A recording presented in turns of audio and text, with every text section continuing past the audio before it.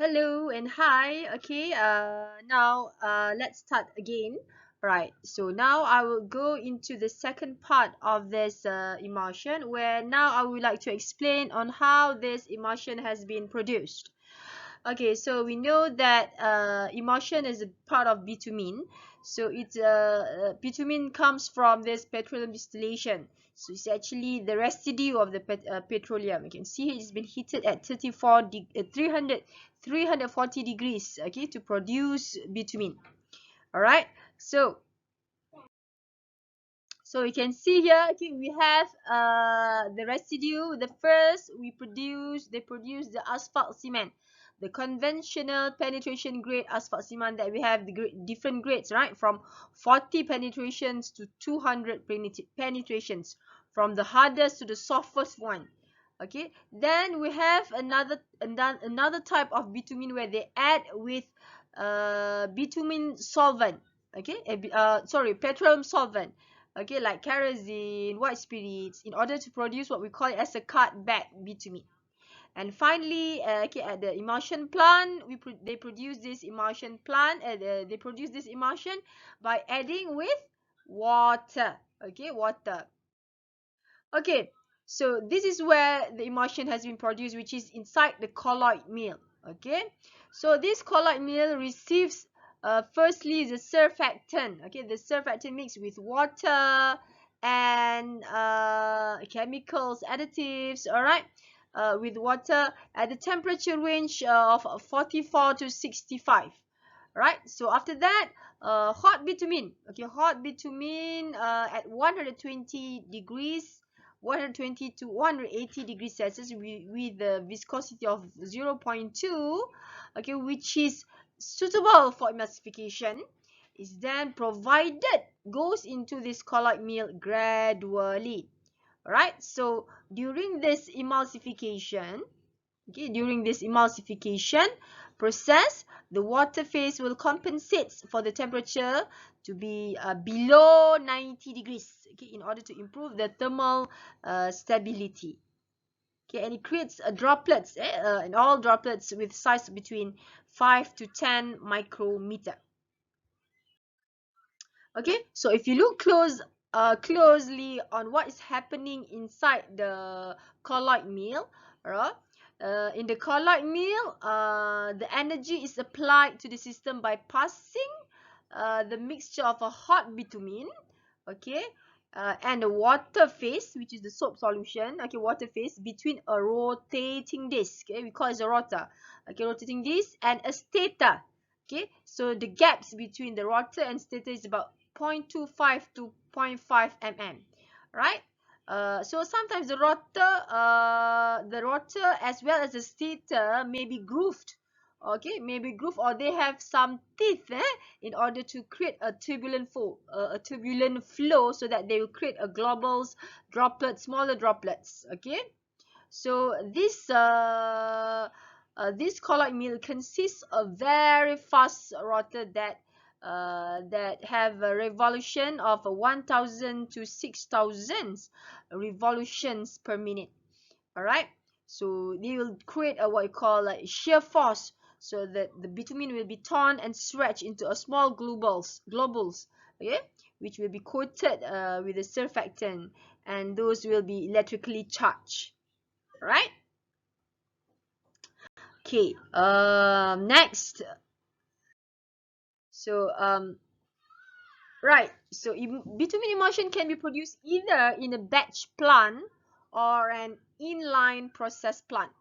Okay, now we look on the batch plant first. Okay, so the batch plant, it involves, okay, the batch process involves at least two steps, which are the water phase, okay, the water phase, okay, which is to prepare the soap, okay, the soap preparations, okay, and we have the actual productions of the emulsion.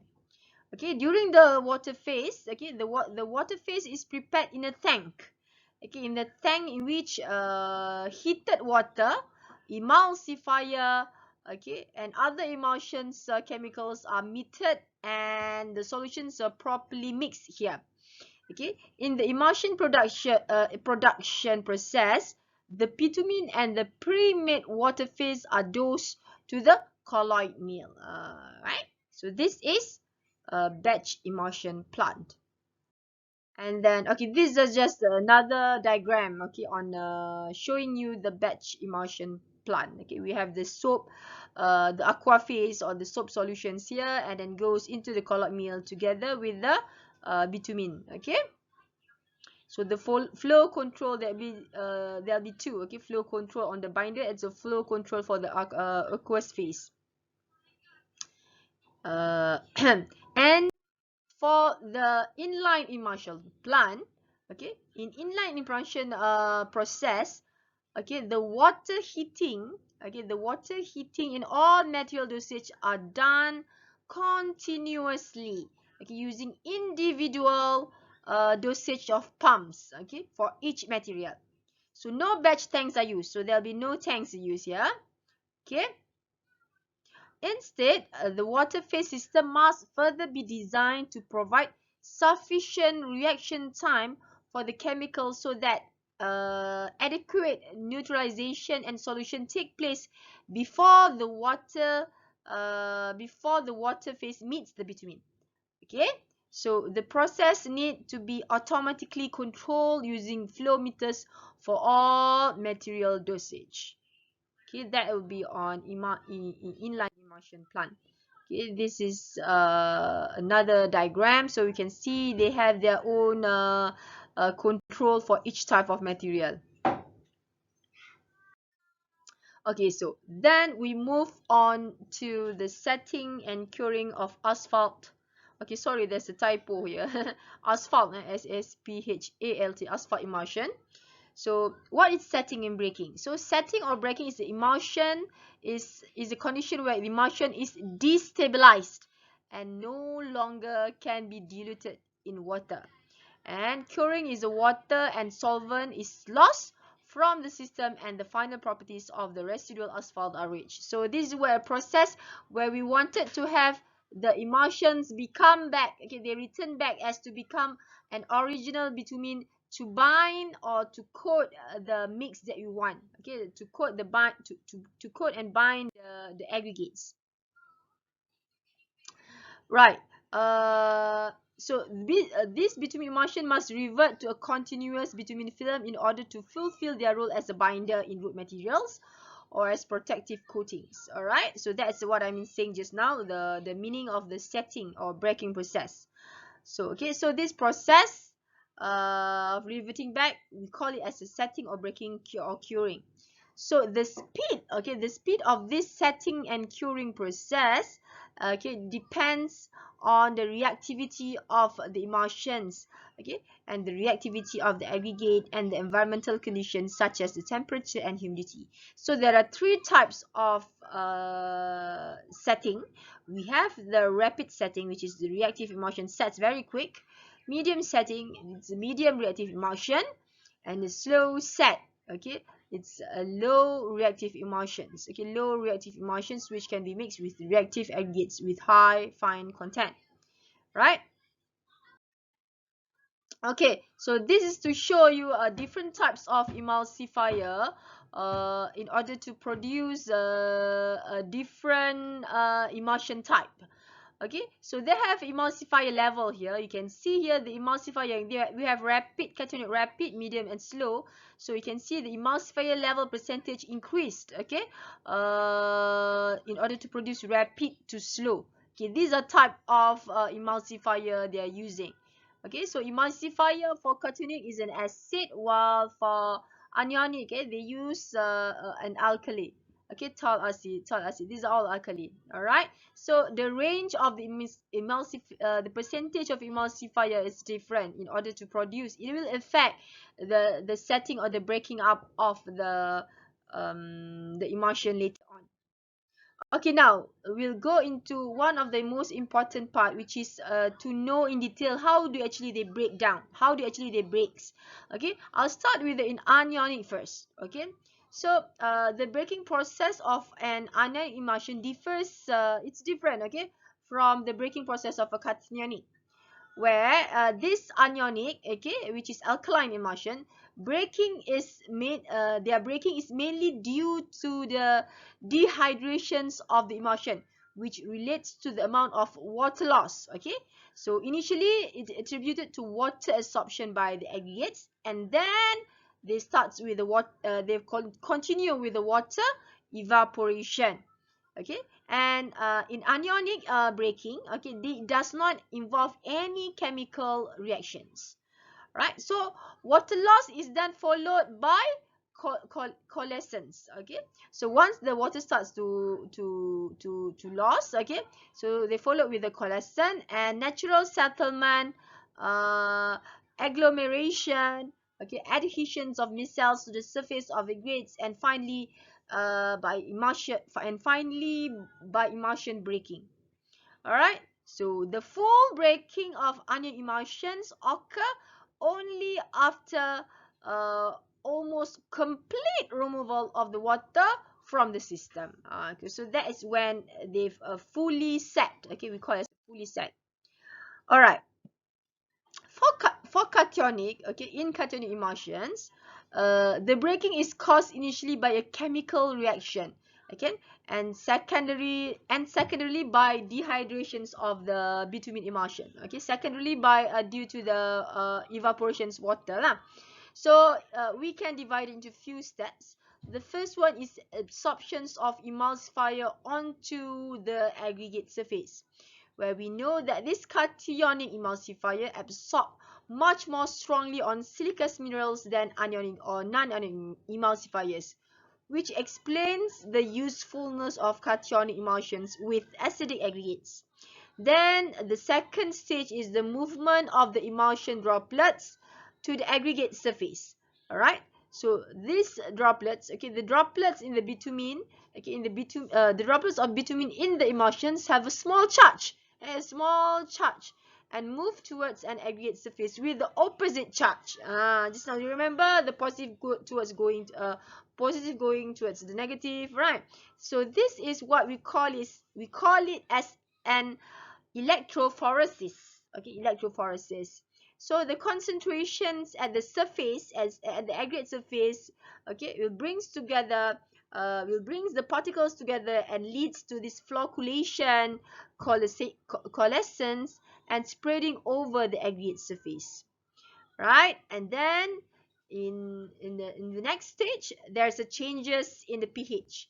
All right, so some aggregates like limestone and fillers like lime or cement may actually neutralize the acid in the cationic emulsion, so causing the pH to rise and the emulsion to be destabilized. And finally, the last stage is the evaporations of water. So as the water leaves the system by evaporation, the droplets are more concentrated, leading to a greater coalescence. All right, so that's how the stages for setting in cationic emulsions.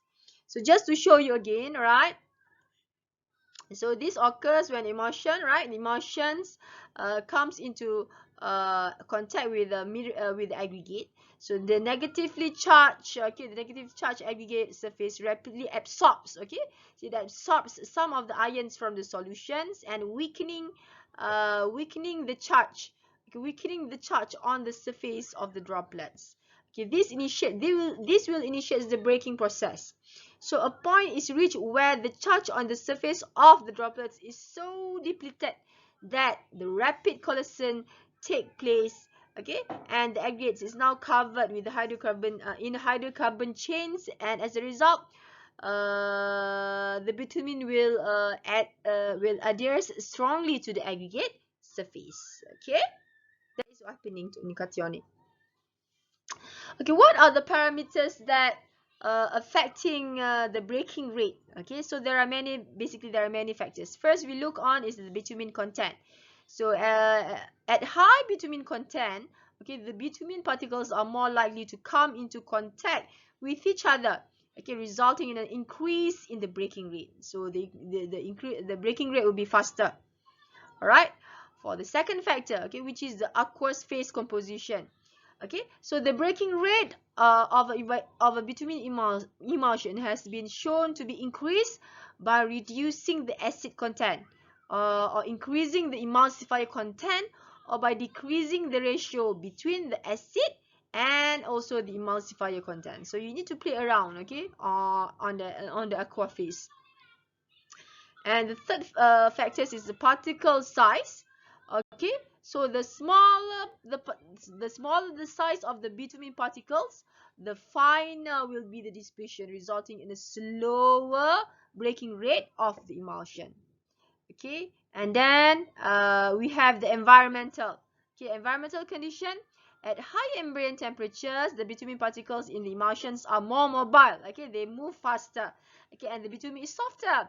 So in such circumstances, in such condition, particles are more likely to come into contact and therefore more likely to coalesce very quickly. Right? Then finally, the aggregates factor. So it is advisable, okay, aggregates are applied as soon as possible after they spray with the emulsion. Yeah, after the emulsion has been applied to the surface of the road. Okay, so this is necessary to ensure that the emulsion is still capable of wetting the aggregates. So when the aggregates are applied, okay, breaking is accelerated by the absorptions of the emulsifier onto the aggregate, and the evaporations of water will start to happen. Okay, so it will increase the setting break.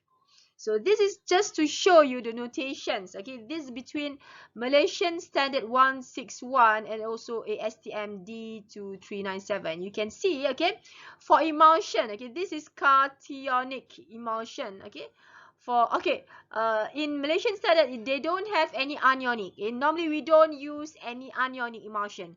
We only use cationic. So that's why there's no anionic emulsion in Malaysian Standard. So if you look here, all right, how they actually name the nomenclature. Okay, the nomenclature they use for this emulsion, they have RS. RS is referring to the rapid set. 0, 1, 2, 3 is referring to the viscosity of the bitumen. All right, so the higher the value, the higher the viscosity. K here is referring to the cationic. All right, so if you look on this ASTMD 2397, they name it as CRS. C is referring to the cationic, RS as a rapid set, and 1 and 2 here as viscosity. Okay, basically it's the same. Okay, so we have the medium setting, slow setting, all right, and then we have quick setting. Okay, quick setting is slightly different with rapid setting. Okay, quick setting normally they use it for a microsurfacing. Okay, so those type of mixture. Okay, but rapid setting is much more onto like chip seal, tag coat. Okay, so it's the difference in terms of the applications. Okay. Right, okay. So there, finish on the emulsion. Sorry, okay, there, we finish on the emulsion. Now let's have a look on the cutback. So what's different between emulsion and the cutback? Right. So cutback is where you add bitumen together with petroleum solvent. Petroleum solvent and bitumen will be about 50 to 80%. The rest will be petroleum solvent. So by adding this petroleum solvent, it will reduce the viscosity. Okay, for a lower application temperature. Alright, so application onto aggregates or pavement causes solvent to evaporate, leaving the residue on the surface. So it can be divided into 3 types of curing, okay, which is the same. Okay, we have the rapid, medium curing, and also slow curing. So in order to produce rapid curing, normally they use white spirit as the petroleum solvent. Medium curing, they use kerosene as the petroleum solvent, and slow curing, they use diesel as a petroleum solvent. Okay, so the common application of cutback is actually they use it as a tag coat, fog seals, slurry seals, and as a stabilization material. Okay, so but nowadays we don't use any cutback. Alright, we don't use any cutback because of the environmental regulations. Okay, when we use cutback, we're gonna lose some of the product like diesel, white spirit just now, kerosene to the air. So it will pollute the environment. Okay, and then we're gonna have waste of high energy products. Okay, we're gonna lose all those high energy products that like kerosene, diesel. We don't want to do we don't want to do that. all right, and also it will be not so safe. Okay. And also, if you compare cutback and bitumen, okay, emulsion, okay, cutback and bitumen, sorry, cutback bitumen with emulsion, if we compare both of them, okay, emulsion has a lower application temperature where we can apply emulsion at ambient temperature. We don't have to reheat it, okay. So cutback, we have to reheat it, but not as high as penetration grade. It may be up to 100 degrees, 90 or 110 degrees of Celsius. Okay, so that will be on cutback. And finally, we have the foam bitumen. Okay, so foam bitumen also we rarely use it in Malaysia nowadays. Okay, so basically it's a hot asphalt. Okay, hot asphalt plus cold water. Okay, and they produce a steam. Okay, they produce steam and a trap tiny asphalt binder bubbles. Okay, high volume asphalt foam. Okay, which is a high volume asphalt foam. So this type of asphalt normally they use in soil stabilization, and also they use it in as a stabilizing agent in CIPR. Okay, CIPR is a coal in place recycling. Coal in place recycling is quite common in Malaysia, but in Malaysia they use cement. Okay, most of the CIPR in Malaysia they use cement as a stabilizing agent. We rarely use foam asphalt. Okay. So this is just to show you, right? We have the hot asphalt, okay, and goes together the cold water and air and become the foam asphalt inside expansion chamber. Alright, so alright, just to show you some pictures. Okay, emulsion is basically it's not really black. Okay, if you start to open it, okay, it is brownish in color. But then if you have applied and if it's left open and if you mix it with the aggregate, it will start to set. Okay, once it's fully set, it'll be 100% automatically turn back to a normal type of bitumen, which is in black in color. Alright, so emulsion need to be properly sealed. Okay, emulsion and carbide need to be properly sealed, and because we don't want it to evaporate. So if we start to open one of the container, we need to finish it as soon as possible because it will affect the properties later on. Okay. Right. Oh, okay, sorry. I return back